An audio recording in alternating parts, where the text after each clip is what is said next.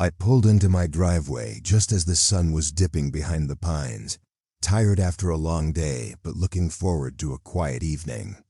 Then I saw my truck, hooked up to a tow truck, inches from being dragged away. Panic hit me like a punch to the gut. I sprinted over, shouting for the driver to stop. But as I got closer, my breath caught in my throat. This was not just any truck, it was the sheriff's department vehicle, unmistakable with its official markings, RADO antenna, and flashing lights parked on the side. How on earth had the HOA dared to tow this? And why? I felt a surge of disbelief and anger boil inside me. This wasn't a mistake. This was an outright attack. For weeks, the HOA had been pushing boundaries, harassing me about parking, sending absurd violation notices and threatening fines. But this, trying to tow a marked sheriff's vehicle from my own property, that crossed every line. I knew then this wasn't just about petty rules. Someone in that HOA was looking for a fight they could not win. I stepped forward, voice steady but fierce. You're towing a sheriff's vehicle. You do this, and you're going to regret it. The tow truck driver hesitated, eyes darting nervously. I could see the tension between him and the HOA official standing nearby. Arms crossed, face twisted in smug satisfaction. They thought they had me cornered, but they did not know who they were dealing with. For years, I had served on the force, seen every kind of bully and manipulator you can imagine. I knew how to stand my ground. I had a lifetime of experience navigating the law and, more importantly, the guts to fight back when things got dirty. I wasn't about to let a corrupt HOA bully take what was mine. My truck was more than just a vehicle. It was a symbol of my service, my sacrifice, and my connection to the community I protected. Losing it to some power-hungry HOA president's vendetta? Never. This was the beginning of a battle that would test everything I had: my patience, my resolve, and my strength. But I was ready, because sometimes the people who think they hold all the power are the ones who forget one simple truth. Justice has a way of coming through, wherever you live. Harassment is real. It crosses towns, cities, even states. The same nightmare plays out again and again, rules twisted, threats thrown, and innocent homeowners pushed to their limits. So wherever you are watching from, comment below and tell me your story. Because what happened next in my fight against this HOA will absolutely blow your mind. And it will prove, once and for all, that even the most powerful bullies can be taken down if you refuse to back down. My name is Mark Jennings. I am 48 years old, a retired sheriff's deputy who spent nearly 25 years serving the community in ways that few get to understand. I have walked through the darkest corners of human behavior, seen the worst people have to offer, and carried the weight of that experience like a badge of honor. Now I live a quieter life, or at least I try to. After years in law enforcement, I thought I had earned a peaceful sanctuary, a place where I could breathe, reflect, and heal.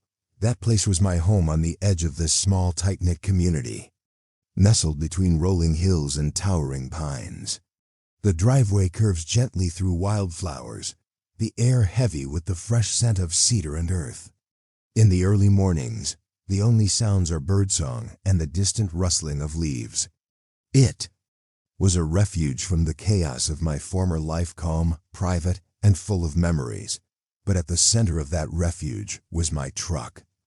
Not just any truck, it was a rugged, weathered Ford F-150, painted in the exact colors of the sheriff's department, complete with the faded badges and stickers that told a story all their own. It was the truck I drove during my last patrol, the one I had when I retired. Every scratch, every dent, every worn seat cover held a story of a long career protecting others. It was a symbol of everything I stood for, and losing it would feel like losing a part of myself. More than that, it connected me to my father, a man who served in the military and taught me early what loyalty and sacrifice really mean.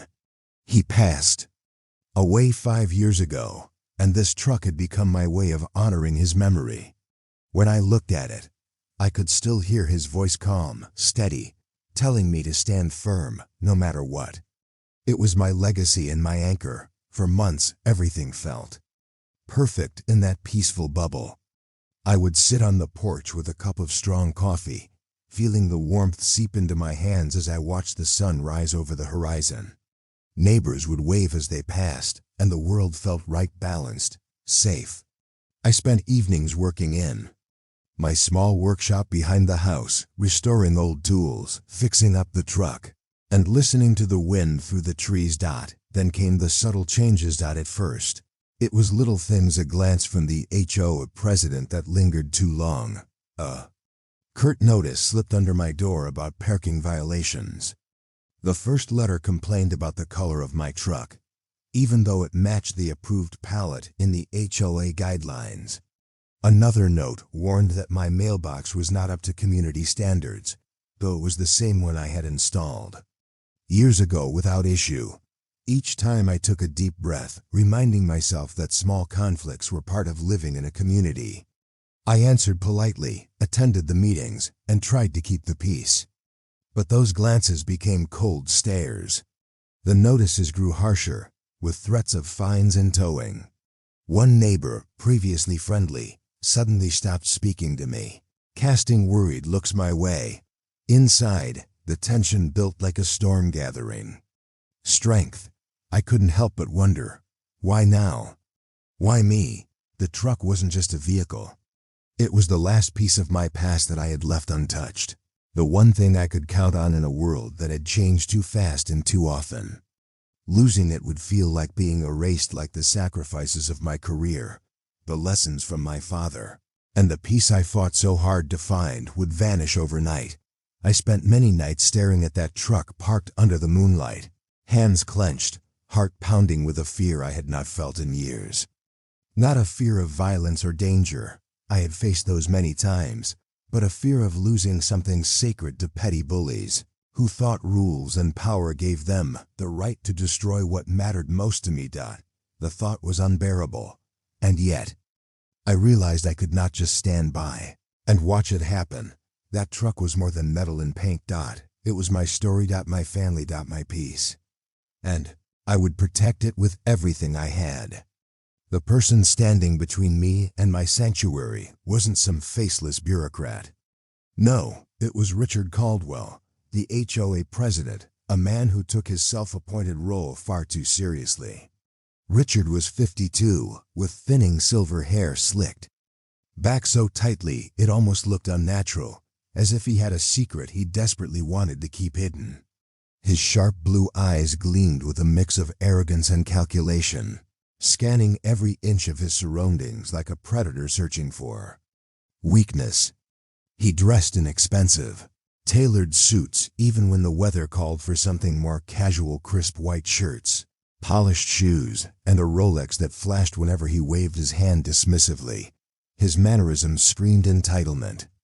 A habitual smirk curled on his lips when he spoke, as though every word was a reminder of the power he wielded. He loved to lean in close during conversations, invading personal space as if to intimidate, his voice dripping with condescension.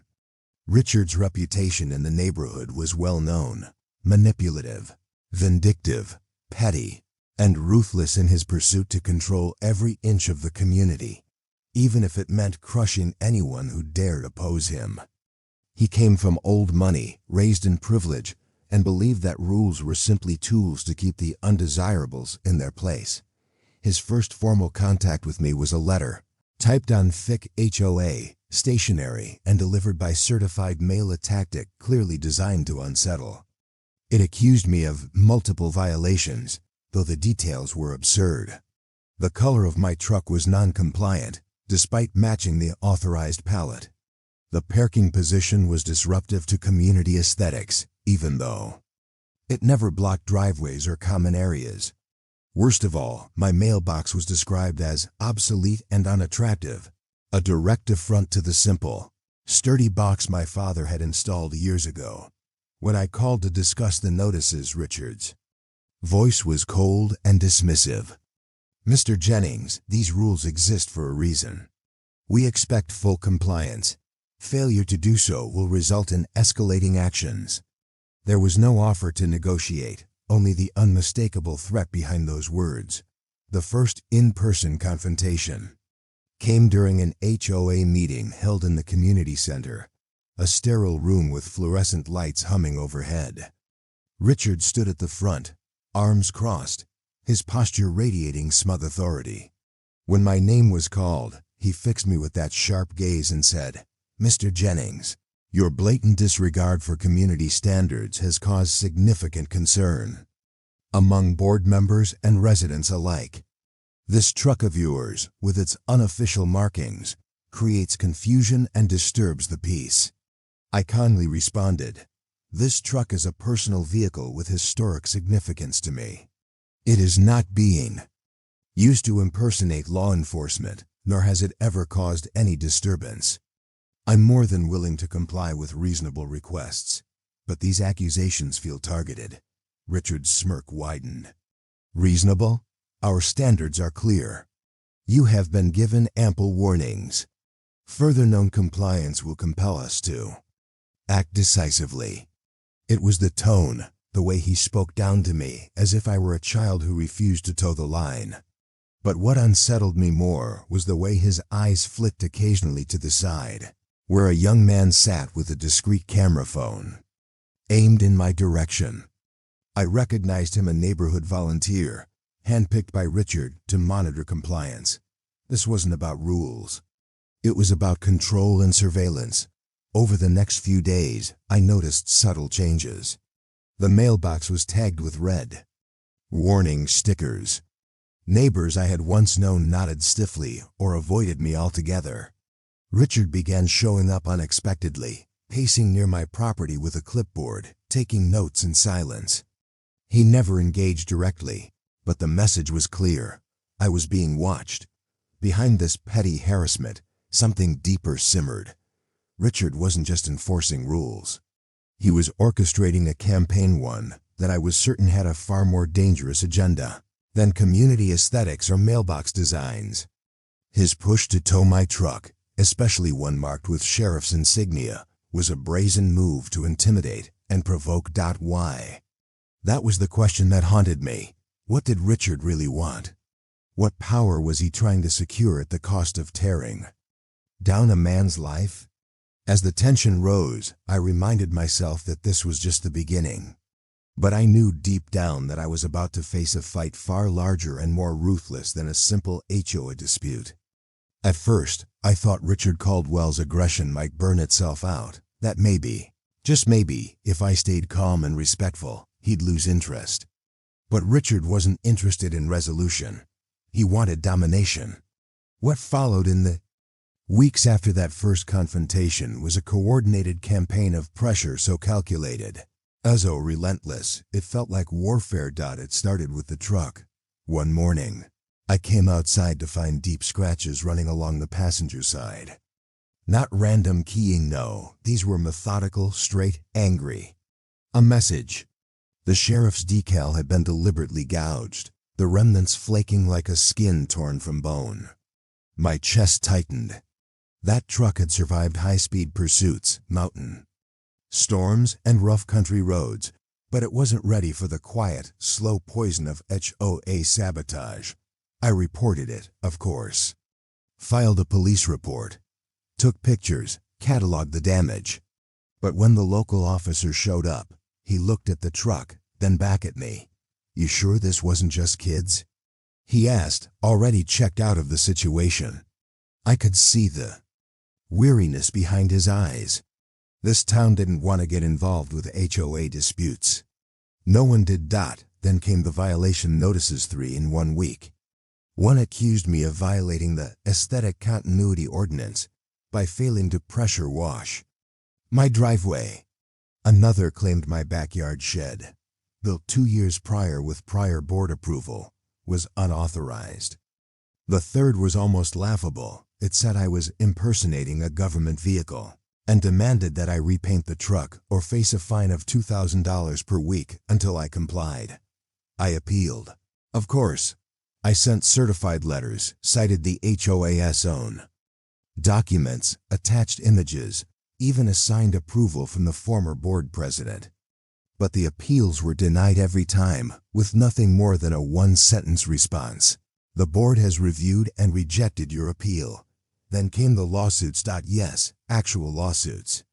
One claimed my truck's presence caused emotional distress to other residents. Another accused me of violating noise ordinances, even though my property sat on the farthest edge of the neighborhood and the most noise it ever saw was the occasional radio playing inside my garage. I knew these were baseless, but that didn't matter. The point wasn't to win, it was to bleed me dry. Every time I showed up in court, I had to take a day off from my part-time security consulting work. I paid fees. I hired an attorney. Meanwhile, Richard strutted into those courtrooms with binders full of manipulated evidence, including blurry photos, distorted security footage, and selectively edited quotes from emails I had written in frustration. But the assault didn't stop at the courthouse. Strange things started happening at my property. My trash pickup was skipped 3 weeks in a row while my neighbor's bins were emptied like clockwork. When I called the waste company, they claimed I had canceled the service myself. My water pressure dropped suddenly, and when I checked the outdoor spigot, I found the valve had been tampered with twice. My internet service was interrupted repeatedly. The provider swore there was no outage. But one day, I found a cable junction box behind my property left suspiciously open, wires tangled and loose. I began to see unfamiliar faces walking past my house too often, at strange hours, sometimes pausing to take photos or scribble in notebooks. One man sat in a parked car near my property line for nearly an hour one night. When I approached, he sped off. Another time, I spotted a small drone hovering over my backyard, dipping and weaving as if scanning. I knew surveillance when I saw it. I installed cameras of my own, high-resolution, night vision capable, and positioned for maximum coverage. But then came the note taped to my front door in the dead of night. No envelope, just one line. You're not untouchable. That was the moment it hit me. This wasn't just about a truck. This was personal. This was targeted. And this was meant to break me. My sleep suffered. I started waking up every hour, heart pounding, sure someone was outside. I barely ate. I isolated myself from friends and old colleagues. Every part of my life was under pressure. At one point, I thought about moving, just selling the house, the truck, everything, and walking away. But then I would sit on the porch, staring at that scratched-up vehicle, and feel the pulse of everything I had endured, everything I had earned, pounding back in my chest. They weren't just trying to break me, they were trying to erase me. And then I found out why. It started with a whisper, a comment from a contractor who'd done repairs on my roof the year prior. He mentioned offhandedly that he'd heard the HOA was in talks with a developer. Big money, he said. Trying to buy out the south end of the neighborhood for a luxury compound or something. Most folks already agreed to sell. Just a few holdouts left. That was it. My property sat on the edge of the community, bordering undeveloped land and with direct road access that would make it prime real estate for development. If Richard could push me out, if he could force me to give up, they could tear down my home, flatten the land, and make millions. That was the real motive. All the fines, the notices, the sabotage. It wasn't about paint color or mailboxes. It was about money. Control. Power. Richard Caldwell wanted my land, and he was willing to use the HOA to get it. That knowledge didn't ease the pressure. If anything, it made the danger more real. This wasn't a nuisance anymore. This was a full-scale campaign, and I was in the crosshairs. But something in me shifted then, because once I knew their real agenda, I knew where to hit them, and I knew how to fight. Not with fists. Not with yelling, but with evidence. With strategy. With people. And with the one thing bullies always fear most: the truth, exposed for everyone to see. I spent 3 straight nights in front of my laptop, eyes red and gritty, coffee cooling untouched beside me. Every click of the mouse, every document I scanned, brought me closer to a truth I had already suspected, but needed to prove. It began with public records. I dug into the HOA's filings with the county. Minutes from board meetings, real estate records, development proposals, anything I could find. At first, it was the pattern that caught my eye. Over the past 3 years, the HOA had acquired or forced the sale of 7 properties, all located in the southern crescent of the neighborhood. Every single one was now vacant. The addresses were registered under shell corporations with vague names like Crescent Development Group or South End Holdings LLC. But the more I dug, the clearer it became. Those companies were all tied, through one link or another, to Richard Caldwell. Property transfers, bylaw amendments, contract approvals. His name was on every paper trail. And most damning, many of the sales had been preceded by aggressive HOA enforcement, just like what I was experiencing. Citations, lawsuits, towing threats. I wasn't the first, but I would be the last. That same week, help came from the most unexpected of places. Her name was Natalie Perez, late 30s, smart eyes behind thick framed glasses, and a nervousness in her voice when she knocked on my door one quiet Thursday evening. She had been the HOA's bookkeeper, at least until 3 months ago when she resigned for personal reasons. I invited her in, offered her a seat at my kitchen table, and listened as she unfolded her story like a confession. "I can't keep it to myself anymore," she whispered. "He's laundering money through the association, inflating maintenance costs, charging for repairs that never happened, sending funds to companies he secretly owns." I leaned in. "You have proof?" She nodded and handed me a flash drive. Spreadsheets, invoices, emails. I kept backups, just in case. I didn't sleep that night. I pored over the files, page after page, realizing just how deep this conspiracy went. The HOA dues we all paid, mine include, had been padding Richard's accounts for years. He wasn't just power-hungry. He was a thief. A day later, my next ally came forward, Bobby Hahn, the tech-savvy 20-something who lived 2 houses down. He was quiet, a bit reclusive, but sharp as a scalpel when it came to technology. He had noticed the drone that had hovered over my backyard weeks ago and tracked its signal. "I set up my own surveillance system after my car got keyed last year," he told me. "Didn't realize I caught anything useful until I checked the recordings." He handed me a thumb drive. On it was clear as day footage. Richard himself, late at night, tampering with the junction box behind my house. Another video showed 2 of his compliance volunteers digging around my trash, pulling out paperwork and snapping photos. Evidence. Undeniable, time-stamped, high-definition proof.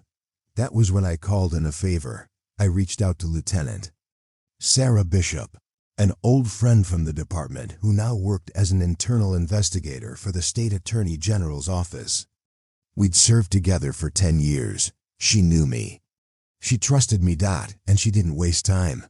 She asked for everything I had, every video, every file from Natalie, every photo from Bobby. I gave it to her, along with a detailed timeline of the harassment, the lawsuits, and the mysterious land acquisitions. "I can't promise anything official yet," she said, "but I'll dig. And if there's fire under this smoke, we'll light it up." By now, word had started to spread. One by one, others in the community began to come forward.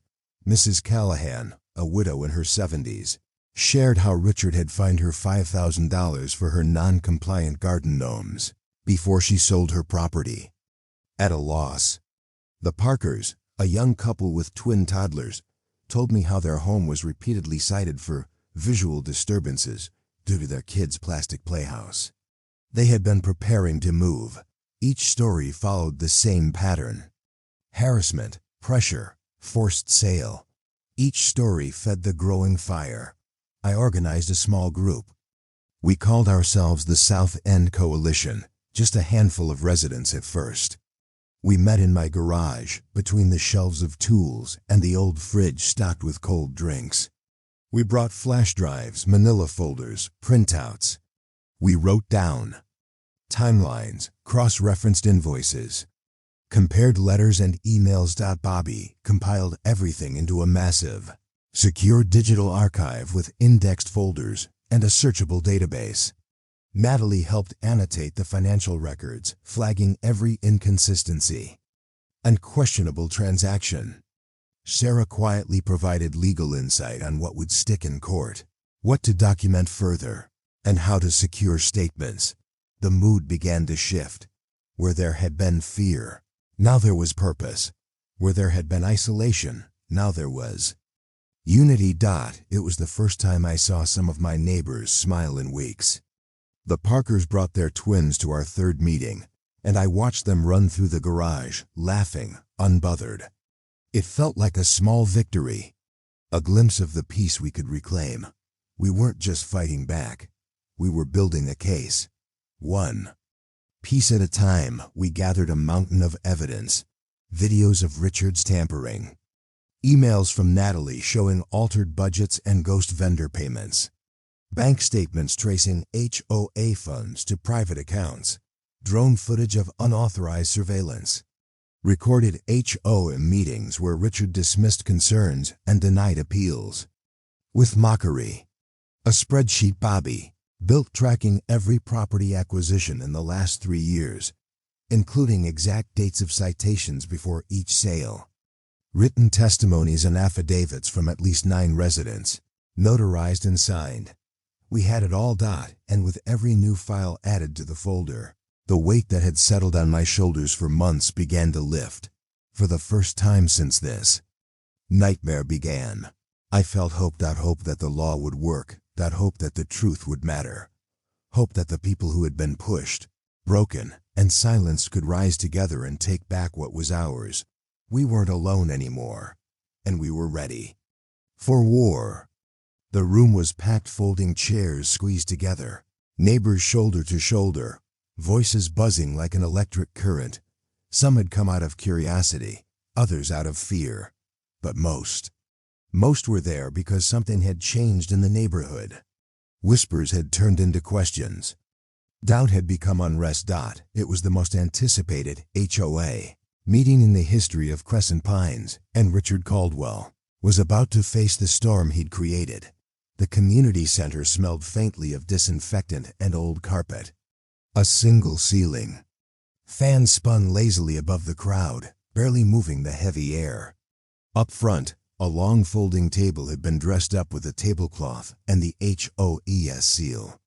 Richard sat at the center, flanked by 2 board members who looked far less confident than usual. The fake smile plastered on his face twitched at the corners, like a mask too tight to hold. I stood in the back, surrounded by the South End Coalition. Bobby was carrying a hard drive in a protective case. Natalie held a thick folder filled with spreadsheets, invoices, and annotated fraud ledgers. Sarah Bishop, though not in uniform, sat quietly in the second row, arms crossed, a sealed manila envelope in her lap. Everyone was in place. The meeting opened with formality: roll call, approval of minutes, procedural drivel. But then, Richard cleared his throat, leaned into the microphone, and made his move. There have been disturbing rumors spreading throughout our neighborhood, he began, voice smooth, rehearsed. Allegations of misconduct, conspiracy theories about development projects, even absurd claims of financial fraud. Let me be clear. These rumors are unfounded, slanderous, and motivated by personal vendettas. I intend to set the record straight. Here and now. He motioned toward a small projector already set up. What followed was a carefully edited video compilation, security footage, spliced together with choppy narration, trying to paint me as an aggressor. He played clips of our HOA confrontations, cut just enough to remove his provocations. He flashed screenshots of bank statements with blurred details, implying misinterpretation. Then came testimonials, anonymous quotes, obviously fabricated, claiming. Residents felt unsafe around me and my militaristic vehicle. "Mr. Jennings," Richard said finally, turning toward me with mock civility, "you've caused quite a stir. If you would like to respond, I'll allow 5 minutes for comment." The trap was laid, but I smiled, because I hadn't come alone. "I'll take the 5 minutes," I said, stepping forward. "But we'll need about 45 more." I plugged Bobby's hard drive into the projector port. The lights dimmed. And then the truth unfolded. First came the drone footage. Richard, crouched behind my utility box with a screwdriver in hand, captured in crystal clarity. Then we played the surveillance of his cronies, combing through my garbage at night. Audible. Timestamps, GPS data. No way to deny it. The crowd stirred. Faces shifted. Some gasped. Then Natalie stood. Calm, confident. "I was the HOA's bookkeeper," she said, addressing the room. "And I have evidence that Richard Caldwell embezzled over $200,000 from the association. Here are vendor receipts for services never rendered. Here are duplicate payments made to LLCs registered under his wife's maiden name. And here are board minutes he altered after meetings to justify inflated costs." She handed copies to every board member present. Richard's face paled. I wasn't done. "Let's talk about property seizures," I said, stepping forward again. 7 homes, all fined, harassed, pressured into sale. Here are the before and after property records, showing transfer to shell corporations tied to Crescent Development Group, which according to corporate filings lists Richard Caldwell as its registered agent. Gasps turned into murmurs. The board members shifted uncomfortably. One leaned over to whisper to the woman beside him. Another reached for the folder. Natalie passed down and began flipping rapidly. Then Sarah stood. Voice cut through the noise like a blade. "I'm with the State Attorney General's office. I've reviewed the evidence. My team has corroborated every financial document, every statement, every transaction linked to this investigation. As of this morning, a full criminal case file has been submitted to the district court." Richard laughed, a dry, disbelieving chuckle. "This is outrageous," he barked, rising to his feet. "You're all being manipulated. None of this proves intent." "None of this, Richard," Sarah said, voice firm. "Sit down." She pulled a document from her envelope and laid it on the table before the board. "This is a formal notice of investigation. You are being charged with multiple counts of wire fraud, criminal misappropriation of HOA funds, illegal property coercion, and conspiracy to defraud residents. We have warrants for the associated bank accounts and will be collecting all electronic equipment and HOA records today." The room exploded, not in chaos but in release. Like years of tension had finally snapped. Neighbors clapped. A few cried. Others stood in stunned silence as 2 plainclothes officers entered the room. They approached Richard calmly but firmly. He backed up, sputtering. "You can't do this. This is my community." "You think you can do you know who?" "I am." The mask cracked and then broke entirely. "You think I did this for nothing?" he shouted, twisting in their grip. "You think any of you understand what this neighborhood was worth? You're all fools. I built this. I deserved it." Click, the cuffs locked around his wrists, and just like that, Richard Caldwell, untouchable, all-powerful, king of Crescent Pines, was walked out in silence. The crowd parted as he passed. No one dared speak. Some turned away. Others stared straight into his eyes. He didn't look back.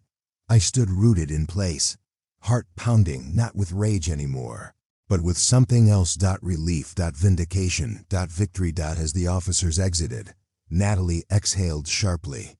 Bobby slumped into a chair, laughing under his breath. Sarah gave me a nod, small but full of weight. "It's over," she said. I looked around the room. Neighbors stood taller. Conversation sparked again. Smiles returned. The board members sat in stunned silence, already knowing what came next: emergency elections, resignations, accountability. I had fought for my home, for my truck, for my name, but in doing so, I had lit a fire that would burn down corruption and clear the path for something new, that something honest, that something ours. Richard Caldwell's arrest sent shockwaves far beyond the boundaries of Crescent Pines. Within days, local news channels picked up the story. HOA president accused of embezzling hundreds of thousands from residents. His face was splashed across every headline, every broadcast, every article. The proud, polished man who once stood atop the neighborhood like a self-appointed monarch had become a cautionary tale of arrogance, greed, and betrayal. The charges against him were numerous: wire fraud, embezzlement, coercion, tampering with utilities, and even unlawful surveillance. Once Sarah's team had full access to his financial records, the case deepened. Offshore accounts, backdoor land deals. A web of deceit spun so carefully over the years, unraveling in the light of truth. The court froze his assets within a week. The luxury SUV, the manicured vacation home in Aspen, the retirement fund tied to development kickbacks, all gone. His wife filed for separation. His name was stripped from every HOA document. And when he stood trial, there was no crowd of supporters only. Rows of former neighbors he had tried to silence, now watching him finally answer for his crimes. He was sentenced to 15 years without parole, and when the judge handed down the ruling, her words rang with weight.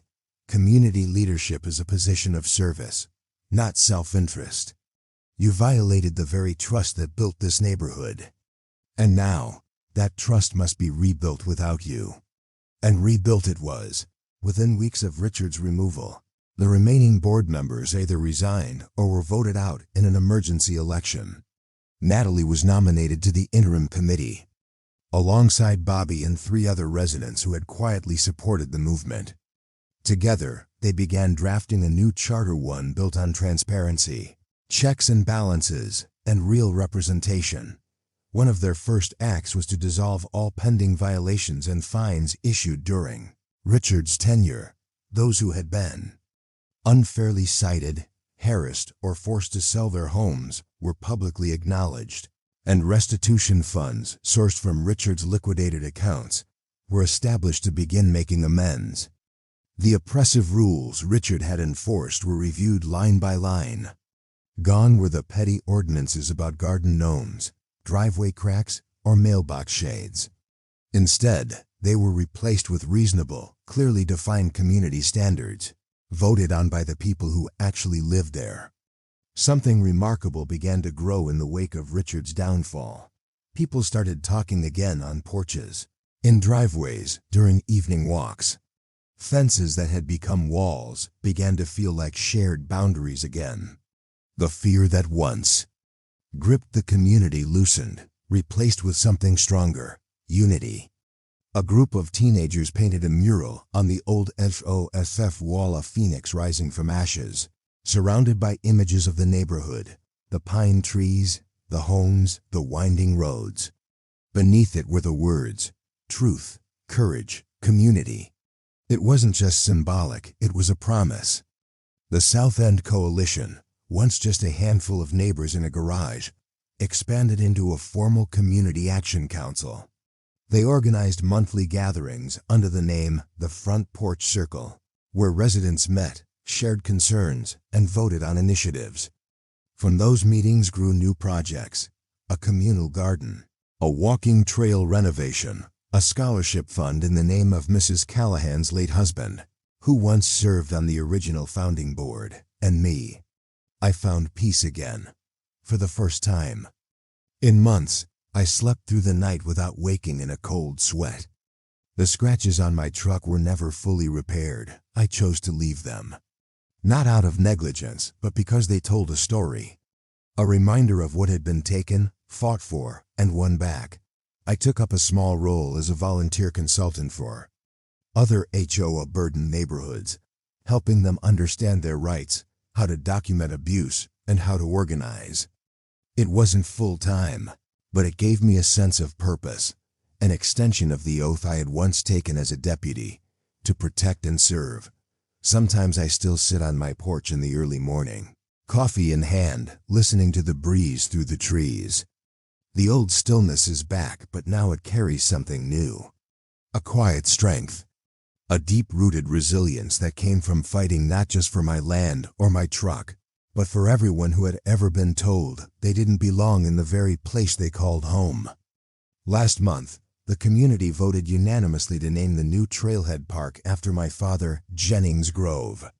A brass plaque sits beneath a pine tree at the entrance, inscribed with the words, "In memory of service, sacrifice, and the strength to stand tall when standing alone is not enough." I never asked for recognition, but when I saw that plaque, I couldn't help but feel it deep in my chest, that we had done something real. Something that would last. The moral of this story is not just about holding the powerful accountable. It's about remembering that corruption thrives in silence, and that bullies only win when good people look away. We didn't just expose a criminal. We reclaimed our power, and it took every ounce of grit, every moment of doubt, every voice that chose to speak when silence was safer. Justice doesn't always come swiftly. It doesn't always come cleanly. But when it does, when it finally arrives, it changes everything, for good. Sometimes I still catch myself looking over my shoulder when I hear footsteps on gravel. After everything that happened, that instinct hasn't fully gone away. But now, instead of fear, it's a quiet readiness, an awareness that standing up once doesn't mean you stop standing. What I've learned through this journey is simple, but hard-earned. Power only controls us when we forget our own. And when we come together, neighbors, friends, even strangers who believe in right over wrong, no amount of manipulation or intimidation can keep truth buried forever. I'm not the same man I was when this started. I thought I had left my fight behind with my badge. I thought peace meant quiet, and that letting things slide meant keeping the peace. But I've learned that real peace, the kind that lasts, isn't passive. It's built on action, on honesty, and on the courage to confront what's broken. Richard Caldwell is now a forgotten name in Crescent Pines. He's serving his sentence, stripped of his wealth, his titles, and the false power he clung to for so long. And our community? It's more alive than ever. Kids play in front yards without worry. Neighbors wave instead of whisper. And every voice, young, old, new, or long-rooted, gets a seat at the table. But I'll say this plainly, we can't get comfortable, because there are still neighborhoods like ours. Still HOA boards run by ego instead of service. Still families too afraid to speak up. And that's why your voice matters. Comment below and let me know about any HOA horror stories you've experienced. What did they try to take from you? How did you fight back, or what stopped you from trying? Your story, your voice, your truth could be the one that helps someone else realize they're not alone. Because that's how this changes, one truth at a time, one neighbor at a time. And who knows? Maybe your battle will be the next one we share here. The next proof that no matter how powerful the bully seems, justice can still win. Stand tall, speak out, and never forget your fight matters.